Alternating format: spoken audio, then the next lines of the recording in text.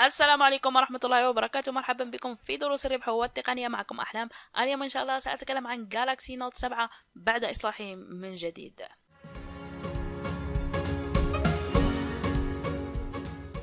أعلنت شركة سامسونج العملاقة عن طرحها لهاتفها الشهير جالاكسي نوت 7 من جديد بعد إصلاح عيب البطارية الشهير، ولكن بنصف الثمن، أي مقابل $440 أمريكي فقط.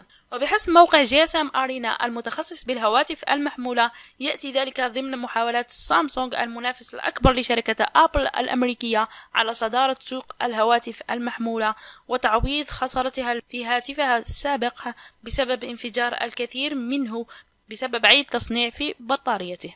فقامت الشركة بسحبه من كل المتاجر وحتى من المستخدمين الذين اشتروها. تعيد الشركة إصلاح الهاتف من جديد وتقوم باستبدال البطارية بأخرى لا تنفجر بحسب تصريحاتها، ولكنها أقل في السعة قليلا، لتكون بسعة 3200 أمبير بدلا من القديمة التي كانت ب 3500 أمبير. سيكون اسم الهاتف جالاكسي نوت 7R. كانت هذه حلقة اليوم، أتمنى لا أكون أطلت عليكم. لا تنسوا الضغط على زر اللايك للفيديو وأيضا الاشتراك بقناتي، تفعيل زر الجرس.